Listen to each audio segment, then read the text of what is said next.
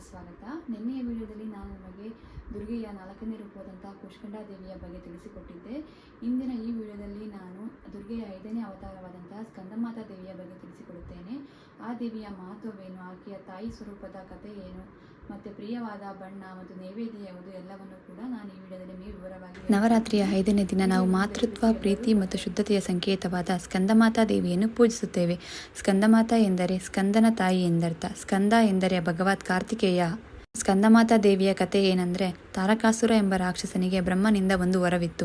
ಶಿವನ ಪುತ್ರರಿಂದ ಮಾತ್ರ ಅವನಿಗೆ ಮರಣ ಎಂದು. ತಾರಕಾಸುರ ಉಪಟಳ ಹೆಚ್ಚಾದಾಗ ದೇವತೆಗಳು ಶಿವ ಪಾರ್ವತಿಯರಲ್ಲಿ ಮಗನನ್ನು ಹೊಂದಲು ಪ್ರಾರ್ಥಿಸಿದರು. ಆಗ ಸ್ಕಂದ ಜನಿಸಿದನು, ಅಂದರೆ ಕಾರ್ತಿಕೇಯ. ತನ್ನ ಮಗ ಸ್ಕಂದನನ್ನು ತೊಡೆ ಮೇಲೆ ಕುಳ್ಳಿರಿಸಿಕೊಂಡು ಆತನನ್ನು ರಕ್ಷಿಸುವ ತಾಯಿಯ ರೂಪದಲ್ಲಿ ದುರ್ಗಾದೇವಿ ಪ್ರಕಟವಾದಳು. ಆದ್ದರಿಂದ ಆಕೆಯನ್ನು ಸ್ಕಂದಮಾತಾ ಎಂದು ಕರೆಯಲಾಗುತ್ತದೆ. ಸ್ಕಂದಮಾತಾ ದೇವಿಯ ಆರಾಧನೆಯು ಮಕ್ಕಳ ರಕ್ಷಣೆ, ಸಂತಾನ ಪ್ರಾಪ್ತಿ ಮತ್ತು ಮಾತೃತ್ವದ ಆಶೀರ್ವಾದವನ್ನು ತರುತ್ತದೆ ಎಂದು ನಂಬಲಾಗಿದೆ. ದೇವಿ ಯಾವ ರೀತಿ ಕಾಣ್ತಾಳೆ, ದೇವಿಯ ರೂಪ ಏನು ಅಂತಂದರೆ, ಸ್ಕಂದಮಾತಾ ದೇವಿಯು ಸಿಂಹದ ಮೇಲೆ ಸವಾರಿ ಮಾಡುತ್ತಾಳೆ.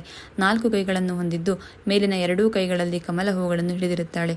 ಒಂದು ಕೆಳಭಾಗದ ಕೈಯಲ್ಲಿ ತನ್ನ ಮಗನನ್ನು ಹಿಡಿದಿರುತ್ತಾಳೆ ಮತ್ತು ಇನ್ನೊಂದು ಕೈ ಆಶೀರ್ವಾದ ಮುದ್ರೆಯಲ್ಲಿರುತ್ತದೆ. ಆಕೆಯ ಮೈ ಬಣ್ಣ ಶುಭ್ರ ಬಿಳಿಯಾಗಿರುತ್ತದೆ. ಈಕೆ ಪದ್ಮಾಸನದಲ್ಲಿ ಕುಳಿತಿರುವುದರಿಂದ ಪದ್ಮಾಸಿನಿ ಎಂದು ಕೂಡ ಕರೆಯಲಾಗುತ್ತದೆ. ಈ ದಿನದ ಪೂಜೆಗೆ ಹಸಿರು ಅಥವಾ ಹಳದಿ ಬಣ್ಣದ ವಸ್ತ್ರಗಳನ್ನು ಧರಿಸುವುದು ಶುಭ ಎಂದು ನಂಬಲಾಗಿದೆ. ಕಳಶ ಸ್ಥಾಪನೆಯನ್ನು ಮೊದಲ ದಿನವೇ ಮಾಡಿದ್ದರೂ ಪ್ರತಿದಿನ ಅದರ ಪೂಜೆಯನ್ನು ಮುಂದುವರಿಸಬೇಕು. ನಿಮ್ಮ ಪೂಜಾ ಮಂದಿರದಲ್ಲಿ ಕಲಶದ ಮುಂದೆ ಕುಳಿತು ದೇವಿಯನ್ನು ಸ್ಮರಿಸಬೇಕು. ಅಖಂಡ ಜ್ಯೋತಿಯು ಉರುತ್ತಿದೆಯೇ ಎಂದು ಖಚಿತಪಡಿಸಿಕೊಳ್ಳಬೇಕು. ಹೊಸ ದೀಪವನ್ನು ಹಚ್ಚಬೇಕು. ಕೈಯಲ್ಲಿ ಸ್ವಲ್ಪ ಅಕ್ಕಿ, ಹೂವು ಮತ್ತು ನೀರು ತೆಗೆದುಕೊಂಡು, ಇಂದು ನವರಾತ್ರಿಯ 5ನೇ ದಿನ ನಾನು ಸ್ಕಂದಮಾತಾ ದೇವಿಯ ಪೂಜೆಯನ್ನು ಮಾಡುತ್ತಿದ್ದೇನೆ. ಈ ಪೂಜೆಯಿಂದ ನನಗೆ ಸಂತಾನ ಪ್ರಾಪ್ತಿಯಾಗಿ ಮಕ್ಕಳಿಗೆ ಉತ್ತಮ ಆರೋಗ್ಯ ಮತ್ತು ಭವಿಷ್ಯ ದೊರೆಯಲಿ ಎಂದು, ತನ್ನ ಕುಟುಂಬದಲ್ಲಿ ಸುಖ ಶಾಂತಿ ನೆಲೆಸಲಿ ಎಂದು ಸಂಕಲ್ಪ ಮಾಡಿ ನಿಮ್ಮ ಹೆಸರು, ಗೋತ್ರ ಮತ್ತು ಸ್ಥಳವನ್ನು ಹೇಳಿ ಸಂಕಲ್ಪ ಮಾಡಿಕೊಳ್ಳಬೇಕು. ಮತ್ತು ಕಲಶಕ್ಕೆ ಕುಂಕುಮ, ಅರಿಶಿಣ ಹಚ್ಚಿ ಅಕ್ಷತೆ ಹಾಕಿ ಹೂಗಳಿಂದ ಅಲಂಕರಿಸಬೇಕು.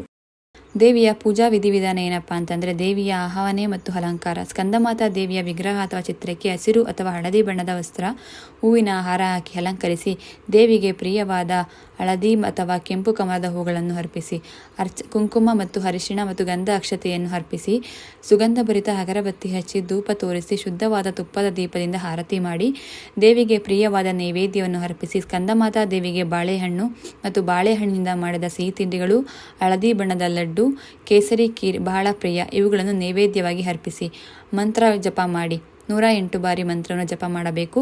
ಓಂ ದೇವಿ ಸ್ಕಂದಮಾತೆಯೇ ನಮಃ. ಸಿಂಹಾಸನ ಗತಾ ನಿತ್ಯಂ ಪದ್ಮಾಶ್ರಿತ ಕರದ್ವಯ ಶುಭದಾಸ್ತು ಸದಾದೇವಿ ಸ್ಕಂದಮಾತಾ ಯಶಸ್ವಿನಿ ಅಂತ 108 ಬಾರಿ ನೀವು ಜಪವನ್ನು ಮಾಡಬೇಕಾಗುತ್ತದೆ. ಪೂಜೆಯ ಕೊನೆಯಲ್ಲಿ ಕರ್ಪೂರದಿಂದ ಮಂಗಳಾರತಿ ಮಾಡಿ, ಆರತಿ ಮಾಡುವಾಗ ಘಂಟನಾದ ಮಾಡುವುದು ಶುಭ ಎಂದು ನಂಬಲಾಗಿದೆ. ಸ್ಕಂದಮಾತಾ ಪೂಜೆಯ ಫಲ ಮತ್ತು ಪ್ರಯೋಜನಗಳೇನಪ್ಪ ಅಂತಂದರೆ, ಸಂತಾನ ಪ್ರಾಪ್ತಿ ಮತ್ತು ಮಕ್ಕಳ ರಕ್ಷಣೆ, ಸಂತಾನವಿಲ್ಲದ ದಂಪತಿಗಳಿಗೆ ಸಂತಾನ ಭಾಗ್ಯ ಮತ್ತು ಮಕ್ಕಳ ಉತ್ತಮ ಆರೋಗ್ಯ ಭವಿಷ್ಯಕ್ಕಾಗಿ ಈ ಪೂಜೆ ಅತ್ಯಂತ ಶ್ರೇಷ್ಠವಾಗಿರುತ್ತದೆ. ದೇವಿಯು ಮಕ್ಕಳನ್ನು ಎಲ್ಲ ತೊಂದರೆಗಳಿಂದ ರಕ್ಷಿಸುತ್ತಾಳೆ.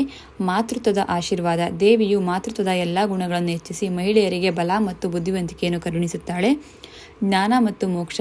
ದೇವಿಯ ಆರಾಧನೆಯು ಜ್ಞಾನ, ವಿವೇಕ ಮತ್ತು ಮೋಕ್ಷವನ್ನು ಪಡೆಯಲು ಸಹಾಯ ಮಾಡುತ್ತದೆ. ಕುಟುಂಬದಲ್ಲಿ ಶಾಂತಿ ಮತ್ತು ಸಮೃದ್ಧಿ. ಸ್ಕಂದಮಾತಾ ಪೂಜೆಯು ಕುಟುಂಬದಲ್ಲಿ ಶಾಂತಿ, ಸಂತೋಷ ಮತ್ತು ಸಮೃದ್ಧಿಯನ್ನು ತರುತ್ತದೆ. ಬುಧಗ್ರಹದ ಅನುಗ್ರಹ. ದೇವಿಯು ಬುಧಗ್ರಹನನ್ನು ನಿಯಂತ್ರಿಸುತ್ತಾಳೆ ಎಂದು ನಂಬಲಾಗಿದೆ. ಆಕೆಯನ್ನು ಪೂಜಿಸುವುದರಿಂದ ಅದರಿಂದ ಆಗುವ ತೊಂದರೆಗಳು ಕಡಿಮೆಯಾಗುತ್ತವೆ. ಇಂದಿನ ಆಚರಣೆಗಳು ಮತ್ತು ಸಲಹೆಗಳೇನಪ್ಪ ಅಂತಂದರೆ, ಉಪವಾಸ, ಸಾತ್ವಿಕ ಆಹಾರ ಸೇವಿಸುವುದು, ಮಕ್ಕಳೊಂದಿಗೆ ಸಮಯ ಕಳೆಯುವುದು, ದೇವಿಗೆ ಪ್ರಿಯವಾದ ಬಣ್ಣ ಅಂದರೆ ಹಸಿರು ಅಥವಾ ಹಳದಿ ಬಣ್ಣದ ವಸ್ತ್ರಗಳನ್ನು ಧರಿಸುವುದು, ದುರ್ಗಾ ಸಪ್ತಶತಿ ಅಥವಾ ದೇವಿಗೆ ಸಂಬಂಧಿಸಿದ ಸ್ತೋತ್ರಗಳನ್ನು ಪಠಿಸುವುದು ತುಂಬ ಒಳ್ಳೆಯದು. ಈ ರೀತಿ ನಾವು ಈ ದೇವಿಯ ಪೂಜೆಗೆ ಪಾತ್ರರಾಗಬೇಕು.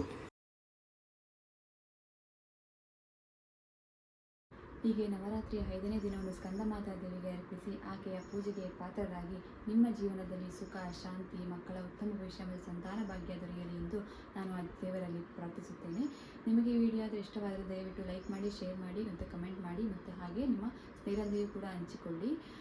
ನಾಳಿನ ವಿಡಿಯೋದಲ್ಲಿ ನಾನು ನಿಮಗೆ ದೇವಿಯ 6ನೇ ರೂಪವಾದಂಥ ಕಾತ್ಯಾಯನಿ ದೇವಿಯ ಬಗ್ಗೆ, ಅವಳ ಮಹತ್ವದ ಬಗ್ಗೆ ಎಲ್ಲವನ್ನು ಕೂಡ ವಿವರವಾಗಿ ತಿಳಿಸಿಕೊಡ್ತೇನೆ.